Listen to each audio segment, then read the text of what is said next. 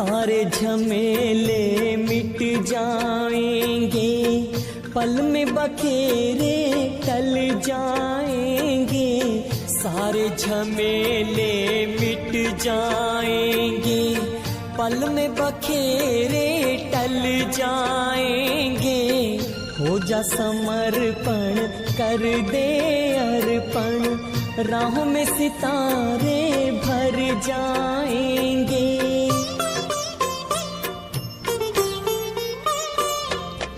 उससे रहो सीधा सादा, उससे रहो सीधा सादा। दिल से कहो मेरा बाबा, प्यार से कहो मेरा बाबा। साथ निभाएगा हाथ बटाएगा, साथ निभाएगा हाथ बटाएगा। निभाए वो पूरा वादा, दिल से कहो मेरा बाबा, प्यार से कहो मेरा बाबा।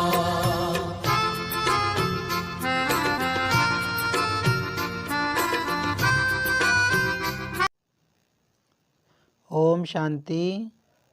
आज 7 मार्च 2023 बाबा की मुरली सुनेंगे। सबसे पहले देखते हैं मुख्य बिंदु। आज बाबा ने क्या क्या कहा। आज बाबा ने बताया कि भाई सारे बच्चे बाबा के जितने भी हैं सब एक समान धारणा नहीं कर सकते, सब नंबरवार हैं। उसका कारण बाबा ने बताया कि ये जो ड्रामा है कायदे अनुसार बना हुआ है।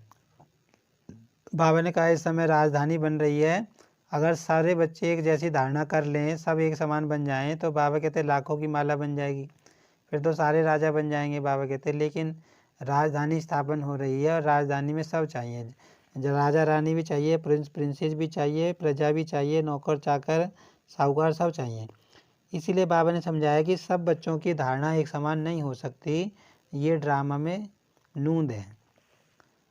फिर बाबा ने बताया कि जो भक्ति मार्ग में रुद्र यज्ञ रचते हैं तो उसमें शिव के साथ शालिग्राम की पूजा करते हैं। तो बाबा ने कहा कि उन्हें ये पता नहीं है कि शालिग्राम वास्तव में भगवान के वे बच्चे हैं जो संगम युग पर परमात्मा द्वारा रचे हुए ज्ञान यज्ञ में सहयोग देते हैं, माना बाबा के बच्चे हैं जो इस समय बाबा के सहयोगी हैं। आगे बाबा ने बताया कि तुमको मैं सृष्टि चक्र के आदि मध्य अंत का ज्ञान सुना रहा हूँ। इसी को उन्होंने तीसरी की कथा कह दी है।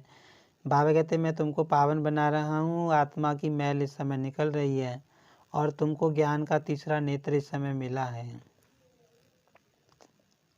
आगे बाबा ने वरदान में होली का अर्थ बताया कि होली मतलब जो बात बीत गई सो बीत गई, उसका चिंतन मत करो, उसको बाबा कहते ज़्यादा सोचो मत। और बाबा ने कहा कि होली के यथार्थ रीति पर चलकर होली का सच्चा रंग लगाना है। से आज की मुरली का सार है, मीठे बच्चे विजयी रतन बनने के लिए जीते जी मरकर देही अभिमानी बन, बाप के गले का हार बनने का पुरुषार्थ करो। बाबा कहते हैं अगर विजयी रतन बनना है तो जीते जी मरना है और देही अभिमानी बनना है। बाबा कहते तब बाबा के गले का हार बनोगे। प्रश्न है स्वदर्शन चक्र का राज स्पष्ट होते हुए भी बच्चों में धारणा नंबरवार होती है क्यों? उत्तर है क्योंकि यह ड्रामा बहुत कायदे अनुसार बना हुआ है। ब्राह्मण ही 84 जन्मों को समझकर याद कर सकते हैं, लेकिन माया ब्राह्मणों को ही याद में विघ्न डालती है। घड़ी घड़ी योग तोड़ देती है। अगर एक समान धारणा हो जाए, सब सहज पास हो जाएं, तो लाखों की माला बन जाए। इसलिए राजधानी स्थापन होने के कारण नंबरवार धारणा होती है। अब बाबा बता रहे हैं कि बाबा के बच्चों में सब नंबरवार क्यों है, सब में धारणा नंबरवार क्यों होती है, एक समान सब बाबा के ज्ञान में क्यों नहीं चलते। उसका कारण बताया कि ये ड्रामा बना हुआ है। बाबा कहते हैं अगर सारे एक समान चलेंगे तो फिर राजधानी कैसे स्थापन होगी। राजधानी में तो हर पद की आत्मा चाहिए। राजा रानी भी चाहिए, नौकर चाकर भी चाहिए, साहूकार भी चाहिए। तो बाबा कहते हैं कि ये जो वैसे तो ब्राह्मणों को 84 जन्मों का ज्ञान है और वो 84 जन्मों को समझकर याद भी कर सकते हैं। बाबा ने कहा लेकिन माया ब्राह्मणों को याद नहीं करने देती। और कहने का मतलब सबका पुरुषार्थ अलग अलग है। पुरुषार्थ अलग अलग होने का कारण बाबा ने एक ही बात बताई कि अगर सारे एक समान विजयी बन जाएं तो फिर लाखों की माला बन जाए, माना फिर तो सारे राजा बन जाएं। तो बाबा कहते हैं ऐसा होना नहीं है। भी सबकी धारणा अलग अलग इसलिए होती है क्योंकि राजधानी स्थापन हो रही है, राजधानी में सब तरह चाहिए। गीत है मरना तेरी गली में, ओम शांति। बच्चों ने गीत सुना, यह है मरजीवापने का जन्म। मनुष्य जब शरीर छोड़ते हैं तो दुनिया मिट जाती है, आत्मा अलग हो जाती है तो न मामा न चाचा कुछ भी नहीं रहते। कहा जाता है यह मर गया, अर्थात आत्मा जाकर परमात्मा से मिली। वास्तव में कोई जाते नहीं हैं, परंतु मनुष्य समझते हैं आत्मा वापस गई या ज्योति ज्योत में समाई। अब बाबा बता रहे हैं दुनिया की कि जैसे कोई मर जाता है यहाँ से तो क्या समझा जाता है कि उसने तो दुनिया छोड़ दी, दुनिया ख़त्म होगी, वो दुनिया से तो वो ख़त्म हो गया है ना। तो उसका कुछ नहीं रहा, ना मामा ना चाचा कुछ भी नहीं रहा, वो मर गया, आत्मा परमात्मा में जाकर मिल गई। लेकिन बाबा कहते हैं कि ऐसा होता नहीं है, आत्मा परमात्मा में जाकर मिलती नहीं है।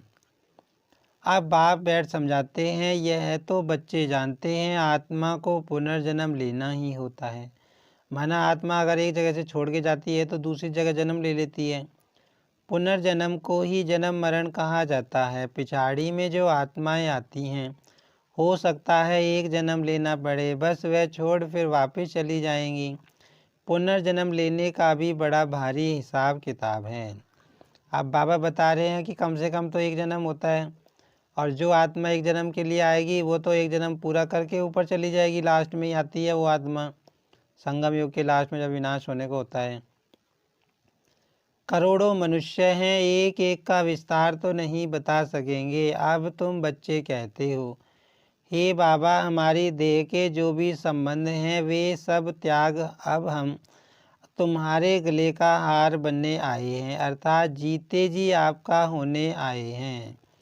बाबा बच्चे कह रहे हैं बाबा से कि हम देह के सभी संबंधों को भूल जाएंगे और आपका बनेंगे और आपके गले का हार बनेंगे, माना जीते जी मर जाएंगे। पुरुषार्थ तो शरीर के साथ करना पड़ेगा, अकेली आत्मा तो पुरुषार्थ कर ना सके। बाप बैठ समझाते हैं जब रुद्र यज्ञ रचते हैं तो वहाँ शिव का चित्र बड़ा मिट्टी का बनाते हैं और अनेक शालिग्राम के चित्र मिट्टी के बनाते हैं। अब वह कौन से शालिग्राम है जो बनाकर और फिर उनकी पूजा करते हैं। शिव को तो समझेंगे कि यह परम पिता परमात्मा है, शिव को मुख्य रखते हैं। आत्माएं तो ढेर हैं तो वे भी शालिग्राम बहुत बनाते हैं, 10,000 अथवा 1,00,000 भी शालिग्राम बनाते हैं। रोज़ बनाया और तोड़ा फिर बनाया, बड़ी मेहनत लगती है। अब वह न पुजारी न यज्ञ रचवाने वाले ही जानते हैं कि यह कौन है। क्या इतनी सब आत्माएं पूजनीय लायक हैं? नहीं। अच्छा समझो भारतवासियों के 33 करोड़ शालिग्राम बनाएं, वह भी हो नहीं सकता क्योंकि सभी तो बाप को मदद देते नहीं। यह बड़ी गुह्य बातें हैं समझने की। 4-5 लाख रुपया खर्च करते हैं रुद्र यज्ञ रचने में। अच्छा अब शिव तो परम पिता परमात्मा ठीक है, बाकी शालिग्राम इतने सब कौन से बच्चे हैं जो पूजे जाते हैं। इस समय तुम बच्चे ही बाप को जानते हो और मददगार बनते हो, प्रजा भी तो मदद करती है ना। शिव बाबा को जो याद करते हैं वह स्वर्ग में तो आ जाएंगे। अब बाबा समझा रहे हैं कि वो रुद्र यज्ञ रचते हैं तो एक शिवलिंग के साथ बहुत सारे शालिग्राम छोटे छोटे शिवलिंग बनाते हैं, फिर उनको बनाते हैं फिर तोड़ते हैं, बहुत मेहनत करते हैं। तो बाबा कहते हैं लेकिन उनको ये नहीं पता कि वो जो इनको बना रहे हैं जो छोटे छोटे, वो वास्तव में कौन है। तो बाबा ने कहा कि वे वास्तव में बाबा के बच्चे हैं जिन्होंने ज्ञान, जब परमात्मा आते हैं और ज्ञान यज्ञ रचते हैं तो उसमें परमात्मा के बच्चे जो सहायता करते हैं, मदद करते हैं, असल में वो बच्चे हैं, उन्हीं के शालिग्राम के रूप में पूजा होती है। फिर बाबा कहते हैं कि जो बाबा को याद करेगा वो स्वर्ग में तो आ जाएंगे, भल ज्ञान किसको न भी दे तो भी स्वर्ग में आ जाएंगे। वह तो कितने ढेर होंगे परंतु मुख्य 108 हैं। अब बाबा कहते कि कोई बाबा का बच्चा भले किसी को ज्ञान नहीं देता, आएगा तो वो भी स्वर्ग में, लेकिन जो मेन हैं बाबा के बच्चे जो आगे नंबर लेते हैं, मुख्य बाबा कहते हैं 108 हैं।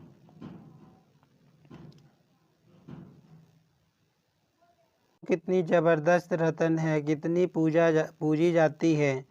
अब तुम बच्चों को देही अभिमानी जरूर बनना है। देही अभिमानी जरूर बनना है मतलब अपने को आत्मा समझने की प्रैक्टिस करनी है। जन्म जन्मांतर तुम देह अभिमानी रहे हो, कोई भी मनुष्य ऐसे नहीं कहेगा कि मैं आत्मा परम पिता परमात्मा की संतान हूँ। संतान है तो उनकी पूरी बायोग्राफी मालूम होनी चाहिए। पारलौकिक बाप की बायोग्राफी बड़ी ज़बरदस्त है। तो बच्चे कहते हैं अब जीते जी मरकर बाबा हम आपके गले का हार जरूर बनेंगे। आत्माओं की भी बड़ी बड़ी माला है, वैसे ही फिर मनुष्य सृष्टि की बड़े से बड़ी माला है। प्रजापिता ब्रह्मा है मुख्य, इनको आदम आदि देव महावीर भी कहते हैं। अब यह बड़ी गुह्य बातें हैं। फिर बाबा ने मम्मा के बारे में बताया कि मम्मा तो मुख्य रतन है ही, मम्मा की पूजा होती है। तुम समझते हो हम सब आत्माएं एक निराकार बाप की संतान हैं और यह मनुष्य सृष्टि का सारा सिजरा है, जिसको जिनालॉजिकल ट्री कहा जाता है। जैसे सरनेम होता है ना अग्रवाल, फिर उनके बच्चे पोतरे अग्रवाल ही होंगे। सिजरा बनाते हैं ना एक से, फिर बढ़ते बढ़ते बड़ा झाड़ हो जाता है। जो भी आत्माएं हैं वह शिव बाबा के गले का हार हैं, वह तो अविनाशी है। प्रजापिता ब्रह्मा भी तो है। नई दुनिया कैसे रची जाती है, क्या प्रलय हो जाती है? नहीं, दुनिया तो कायम है, सिर्फ जब पुरानी होती है तो बाप आकर उनको नया बनाते हैं। फिर बाबा ने समझाया, कल्प वृक्ष के ऊपर समझाया है। बाबा ने कहा कि ये जो मनुष्य सृष्टि का सिजरा है माना पेड़ है, तो बाबा कहते ये धीरे धीरे बढ़ता है। जैसे उदाहरण लेके बाबा ने बताया दुनियादार का। फिर बाबा कहते हैं कि भाई जितनी भी दुनिया में आत्माएं हैं तो सब शिव बाबा के बच्चे, शिव बाबा के गले के हार हैं, सब अविनाशी हैं। आगे बाबा बता रहे हैं कि जो विनाश होता है मतलब सृष्टि में प्रलय नहीं होती, कभी भी विनाश होता है, पुरानी दुनिया चेंज होती है, नई दुनिया बनती है। अभी तुम समझते हो हम नए थे, हमारी आत्मा पवित्र नहीं थी, प्योर सोना थी। उनसे फिर हम आत्माओं को शरीर भी सोना मिला, उसको काया कल्पतरु कहते हैं। फिर बाबा कह रहे हैं कि जब तुमको सतयुग में शरीर मिलता है स्वर्ग में, वो भी पवित्र मिलता है। यहाँ तो मनुष्यों की एवरेज आयु 40-45 वर्ष रहती है, कोई कोई की करके 100 वर्ष होती है। वहाँ तो तुम्हारी आयु एवरेज 125 वर्ष से कम नहीं होती। बाबा कहते यहाँ की तरह नहीं होगी उम्र, वहाँ पे 125 एवरेज होगी। तुम्हारी आयु कल्प वृक्ष समान बनाते हैं, कभी अकाले मृत्यु नहीं होगी। तुम आत्माएं शिव बाबा के बच्चे हो। ब्रह्मा द्वारा जरूर ब्राह्मण पैदा होंगे, उनसे फिर प्रजा रची जाती है। पहले पहले तुम ब्राह्मण बनते हो। ब्रह्मा मुख वंशावली, शिव बाबा तो एक है, फिर माता कहाँ? यह बड़ा गुह्य राज है। मैं इन द्वारा आकर तुम बच्चों को एडॉप्ट करता हूँ, तो तुम पुरानी दुनिया से जीते जी मरते हो। अब बाबा कहते हैं कि भैया इस समय मैंने आके तुमको अपना बनाया है और तुम जो है इस समय जीते जी मरे हो। वह जो एडॉप्ट करते हैं वह धन देने के लिए करते हैं। बाप एडॉप्ट करते हैं स्वर्ग का वर्षा देने के लिए, लायक बनाते हैं, साथ में ले जाएंगे। इसलिए इस पुरानी दुनिया से जीते जी मरना है, गृहस्थ व्यवहार में रहते पवित्र बन बाप का बनना है। अब बाबा कहते हैं मैंने तुमको अडॉप्ट किस लिए किया है? नई दुनिया का मालिक बनाने के लिए। तो बाबा कहते तुमको पावन जरूर बनना है। हम वहाँ के रहने वाले हैं। फिर सतयुग में सुख का पाठ बजाया। यह बातें बाप समझाते हैं, शास्त्रों में तो है नहीं। अब बाप बैठ तुम आत्माओं को पवित्र बनाते हैं, आत्मा की मैल निकालते हैं, तुमको ज्ञान का तीसरा नेत्र मिलता है। अब बाबा कहते हैं मैं तुमको पावन बना रहा हूँ, सभी आत्माओं की मैल निकल रही है। उन्होंने फिर तीजरी की कथा बैठ बनाई है। वास्तव में बात यहाँ की है। तुमको ब्राह्मण से लेकर सारे सृष्टि के आदि मध्य अंत का सारा समाचार मिल जाता है। बाप एक ही बार आकर समझाते हैं, सन्यासी तो पुनर्जन्म लेते रहते हैं, यह तो आया और बच्चों को पढ़ाया, बस यह तो नई बात हो जाती है। अब बाबा बता रहे हैं कि शिव बाबा तो एक बार ही आते हैं और आकर सारे बच्चों को समझाते हैं। शास्त्रों में यह बातें हैं नहीं, यह बहुत बड़े से बड़ा कॉलेज है। कायदा है 1 हफ्ता तो अच्छी रीति समझना पड़े, भट्टी में बैठना पड़े। गीता का पाठ अथवा भागवत का पाठ भी 1 हफ्ता रखते हैं ना, तो 7 रोज़ भट्टी में बैठना पड़े। अब बाबा 7 रोज़ का जो हमारा कोर्स है उसके बारे में बाबा बता रहे हैं कि भाई शुरू में 7 दिन का कोर्स अच्छी तरह करना पड़े। विकारी तो सभी हैं, भले सन्यासी घर बार छोड़ निर्विकारी बनते हैं, फिर भी जन्म विकार से लेकर फिर निर्विकारी बनने लिए सन्यास करते हैं। कई पुनर्जन्म को भी मानते हैं, क्योंकि मिसाल देते हैं, कोई बहुत वेद शास्त्र पढ़ते पढ़ते शरीर छोड़ते हैं तो उन संस्कारों अनुसार फिर जन्म लेते हैं, तो छोटेपन में ही शास्त्र अध्ययन हो जाते हैं। जन्म ले अपने को अपवित्र समझ फिर पवित्र बनने के लिए संन्यास करते हैं। तुम तो एक ही बार पवित्र बन देवता बनते हो, तुमको फिर संन्यास नहीं करना पड़ेगा। अब बाबा उनकी बता रहा है कि भाई मान लो किसी ने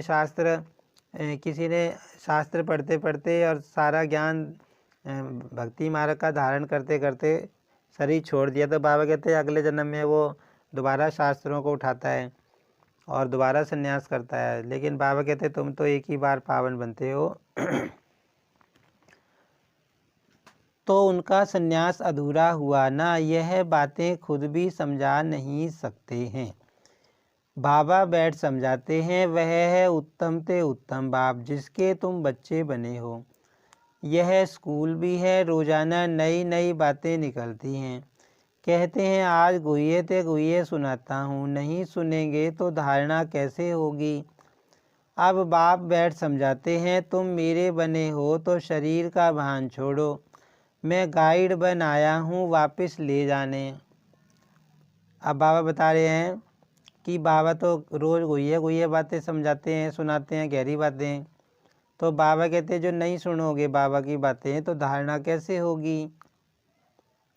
अब बाबा कहते हैं कि अगर तुम मेरे बने हो, अब तुम मेरे बने हो तो देहभान को छोड़ दो, और बाबा कहते मुझसे योग लगाओ, मैं गाइड बनकर आया हूँ तुमको ले जाने। तुम हो पांडव संप्रदाय, वह जिस्मानी पंडे हैं, तुम रूहानी पंडे हो। वह जिस्मानी यात्रा पर ले जाते हैं, तुम्हारी है रूहानी यात्रा। उन्होंने तो पांडवों को हथियार दे युद्ध के मैदान में दिखाया है, अभी तुम बच्चों में भी ताकत चाहिए।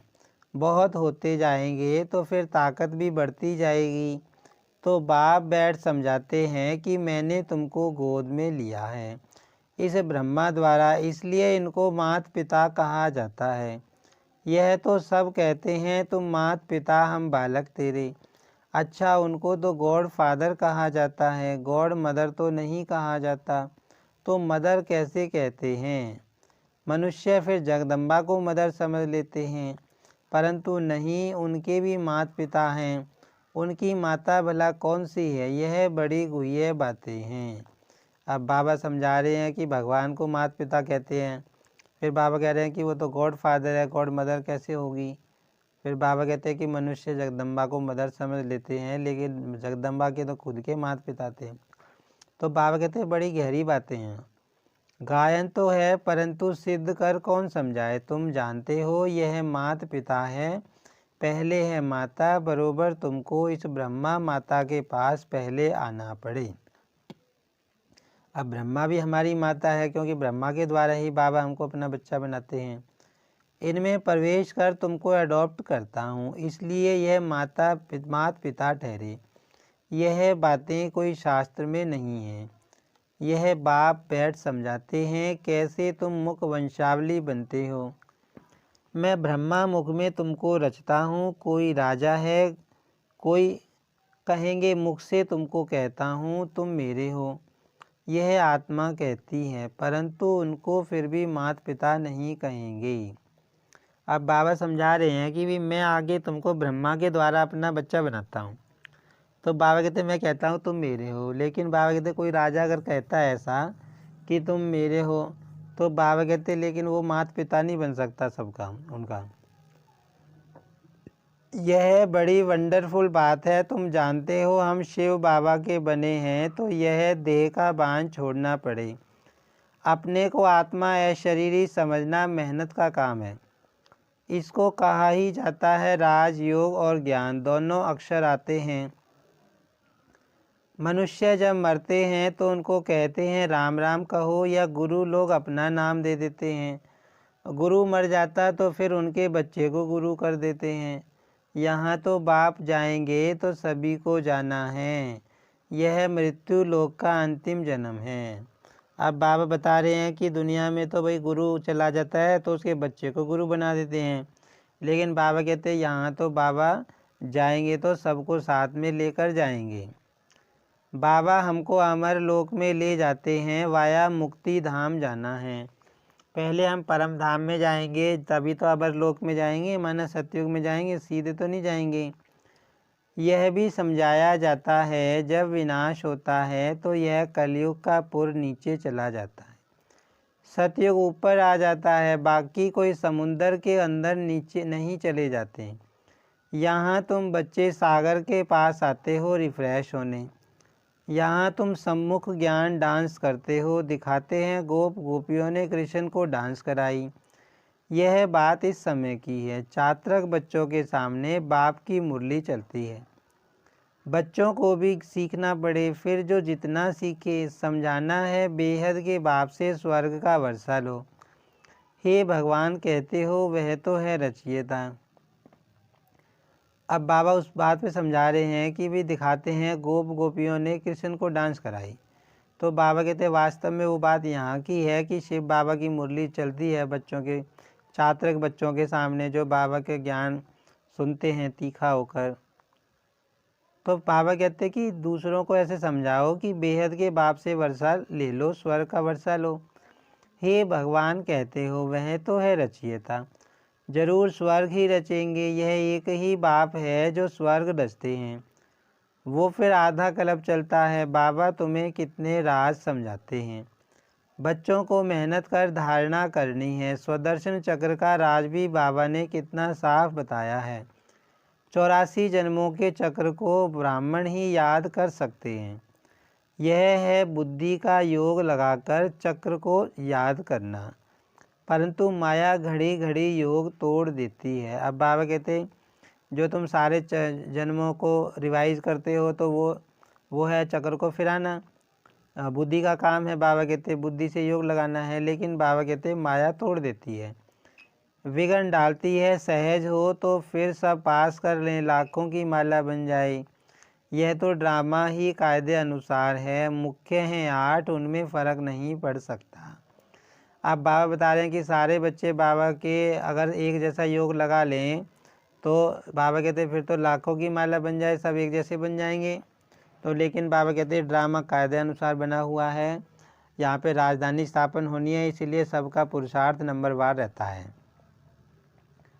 त्रेता के अंत में जितने प्रिंस प्रिंसेस हैं सभी मिलकर जरूर यहाँ ही पढ़ते होंगे।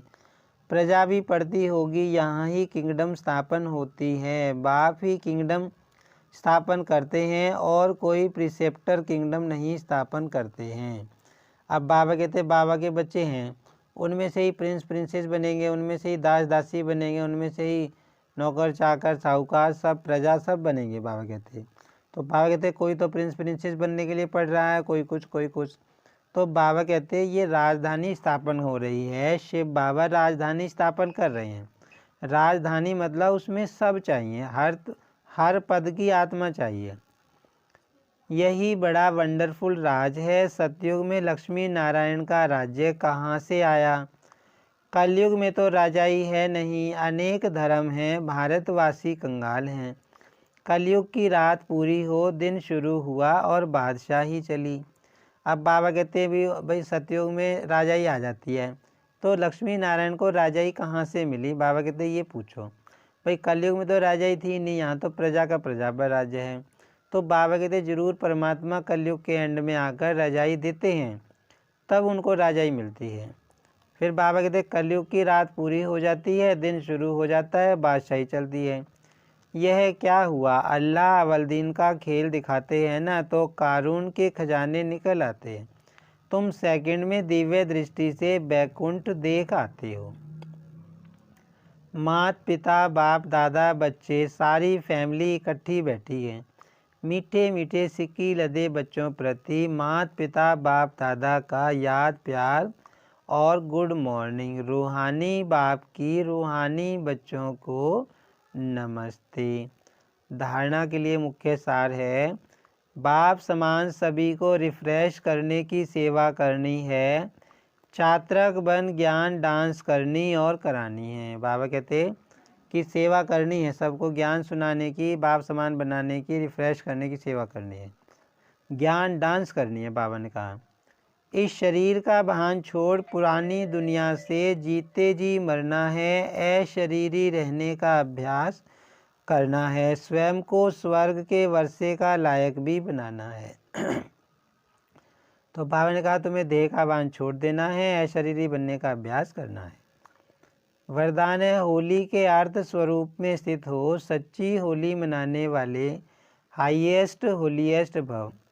होली अर्थात जो कुछ हुआ वह हो गया, हो लिया, जो सीन हुई हो ली अर्थात बीत गई। बीती को बीती करने के लिए सदा ड्रामा की ढाल को यूज करो। होली का रंग पक्का तभी लगता है जब हर वक्त याद रहता कि होली जो बीता हो गया, वह कभी ड्रामा की कोई भी सीन देखते क्यों क्या कैसे, इन प्रश्नों में उलझते नहीं, सदा ज्ञान मंथन कर अपनी होलीएस्ट और हाईएस्ट स्टेज बना लेते हैं। अब शिव बाबा कह रहे हैं कि होली का अर्थ होता है होली, माना जो बात बीत गई वो बीत गई। तो बाबा कहते ये स्मृति में रखो भाई, कोई अगर दुख देने वाली बात हो गई है, मान लो कुछ भी घट गया है, तो बाबा कहते क्यों क्या कैसे मत करो, होली उसको बीती लगा दो, उसको भूल याद मत करो, उसको चिंतन मत करो। बाबा कहते तो ड्रामा का राज, बाबा कहते कि ड्रामा बीत गया, बस उसकी ढाल को यूज़ करो।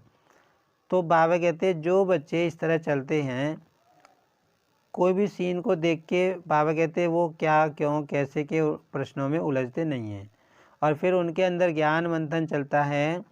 जिसके अंदर ज्ञान मंथन चलेगा वही तो फुल स्टॉप लगा पाएगा। तो बाबा कहते फिर वे होलीएस्ट और हाईएस्ट बन जाते हैं। स्लोगन है सबसे बड़े धनवान वह हैं जिनके पास पवित्रता का सर्वश्रेष्ठ खजाना है। अब बाबा कहते हैं सबसे बड़ा धनवान दुनिया में कौन है? जिसके पास पवित्रता का खजाना है, श्रेष्ठ सर्वश्रेष्ठ खजाना है, वही सबसे बड़ा धनवान है। ओम शांति।